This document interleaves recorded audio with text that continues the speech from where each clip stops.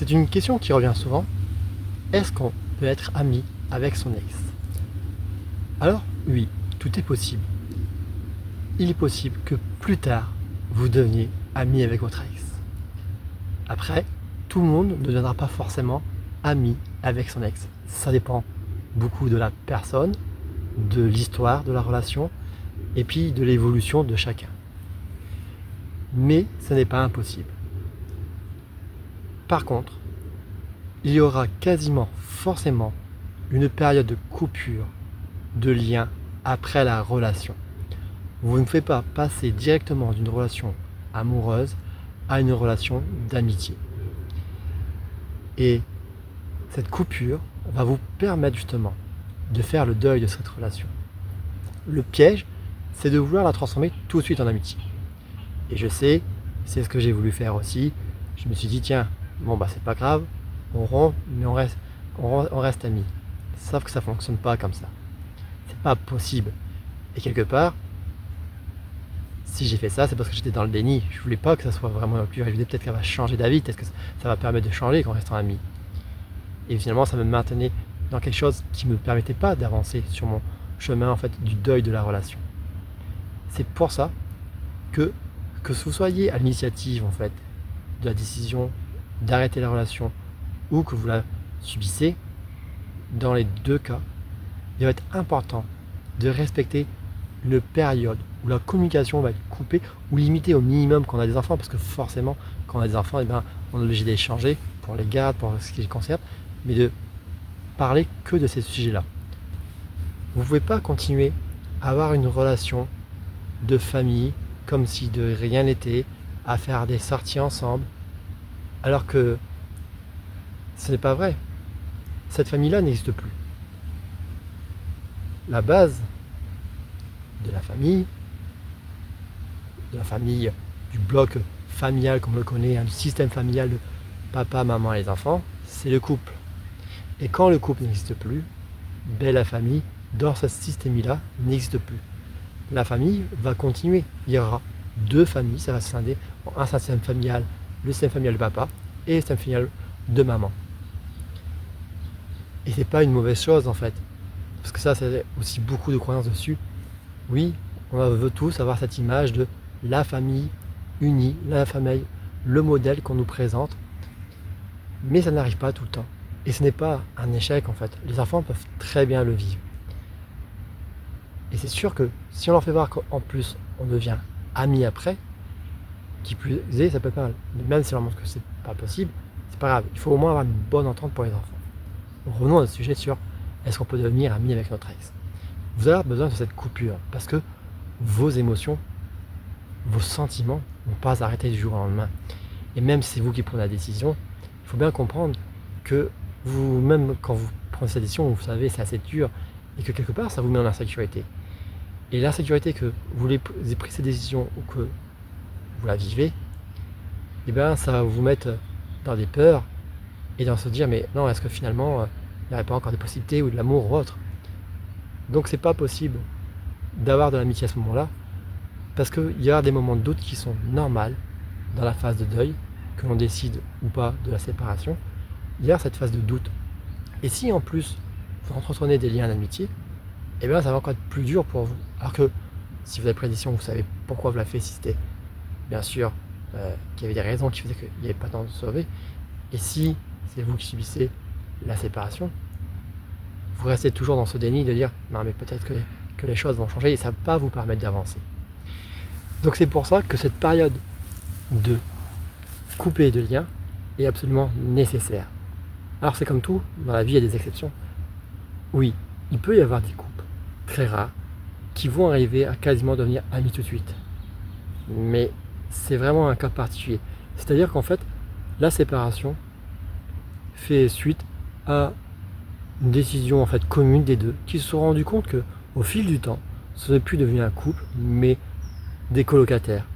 Qu'en fait, ils vivaient ensemble, mais juste en colocation, qu'il n'y avait plus de sentiments, et qui vivaient juste comme des amis, et que d'eux-mêmes disaient, bah écoute, l'un et l'autre, ils sont d'accord pour arrêter. Et là, il y a plus de charge émotionnelle parce qu'en fait, les deux ont amorcé leur travail de deuil, et que d'un commun accord, ils se séparent, soit remarquant qu'ils n'étaient plus un couple, mais plutôt des colocataires qui vivent ensemble.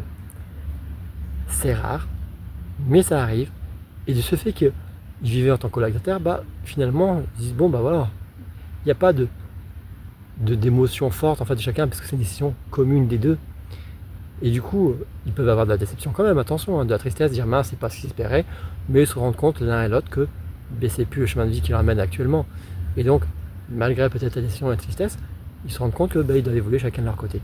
Mais du coup, comme il n'y a pas cette charge émotionnelle qui est là, de on peut rattraper la flamme et autres, parce qu'ils se rendent compte que finalement, ils vivaient déjà comme des colocataires, comme des amis, ils peuvent avoir cette démarche d'être déjà des amis. Mais sinon, dans tous les autres cas, que ce soit vous qui prenez la décision de partir ou que c'est votre partenaire qui a pris la décision, vous avez besoin de ce moment de coupure parce que vous ne pouvez pas passer d'une relation où forcément vous avez des sentiments forts pour cette personne à des sentiments d'amitié. Il faut avoir le temps de faire votre deuil et d'accepter cette situation. Et par la suite, peut-être qu'effectivement on pourrait devenir des amis. Alors ça, je parle de mon cas. Bon. Voilà, l'isolement c'est assez en conflit, donc je ne sais pas si on deviendra des amis un jour. Je ne sais pas, peut-être, peut-être pas. Pour l'instant, j'en suis clairement pas là. Si ça arrive, peut-être tant mieux finalement pour les enfants. C'est peut-être aussi à voir plutôt que des parents qui se fassent la tête, parce que quand ils seront plus grands, effectivement, il y a un moment où on se verra pour leur mariage, pour les petits-enfants et tout. Mais en tout cas, c'est pas la priorité du moment. Le moment, c'est qu'on s'entende au moins bien en tant qu'équipe parentale pour se confier, enfin pas se confier, se passer en fait dans le moment de garde, les échanges concernant les enfants. En tout cas, au tout départ, vous avez besoin de couper ce lien et de ne pas continuer à parler de la pluie du beau temps, de ce que vous faites. Je vois beaucoup de gens qui continuent en fait à entretenir un lien et qui disent mais en même temps ça me fait du mal. Mais oui, c'est normal que ça fasse du mal parce que vous ne pouvez pas continuer à parler de choses diverses ou que la personne vient vous confier à vous parce que vous ne pouvez pas être amis pour l'instant. Vous avez encore ce rôle, cette habitude de couple et donc il faut avoir le temps d'avoir fait le deuil de ça et ça prend un moment différent selon chacun, mais vous avez besoin de ce temps d'accepter que c'est changé. Et c'est aussi quelque chose qui peut être dur justement pour les personnes qui sont dans la cohabitation. Parfois on est obligé de le faire, j'étais moi-même obligé de le faire. La cohabitation c'est pareil, ça demande à des règles parce qu'on ne peut pas vivre comme si on était un couple encore pareil, puisqu'on n'est plus un couple.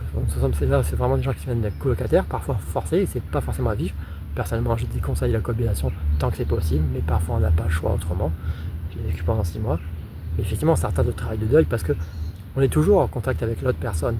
Et du coup, forcément, ça va nous travailler sur nos émotions. On ne peut pas la dire, non, en fait, elle est là, mais juste comme une amie. Comme je disais, excepté les couples qui, eux, sont arrivés à une base d'années, en fait, à fur et à mesure, où ils se croisaient plus et qu'ils sont devenus de vrais colocataires. Ça arrive. Il y a plein de possibilités possibles. Mais en tout cas, si c'est pas une décision commune de votre séparation, faites un temps de break. Coupez votre ex des réseaux sociaux. Vous n'avez pas besoin de savoir ce qu'elle fait dans sa vie autre. La seule chose que vous avez à conserver, c'est sa ligne de numéro de téléphone. Et comme ça vous permet d'avoir des appels et des SMS pour les enfants. Ou si vous n'avez pas d'enfants, parfois ça peut être bien de communiquer en fait, pour la procédure judiciaire, notamment par mail. Mais voilà, il y a au moins un minimum à garder au cas où. Donc, peut-être que plus tard vous pourrez être amis. En tout cas, dans les premiers temps, c'est nécessaire d'avoir un temps de coupure, de vous reconstruire chacun de votre côté. Et quand chacun aura fait sa reconstruction, aura refait sa vie, que le passé émotionnel sera passé, que chacun se sera pardonné à chacun, on ne peut pas juste pardonner à l'autre parfois, mais moins de pardonner à soi pour ce qu'on a vécu, permet de réduire les émotions et enfin d'envisager en fait des relations plus stables et plus cordiales, voire d'amitié. Donc, est-ce qu'on peut être ami avec son ex? Oui, mais pas tout de suite.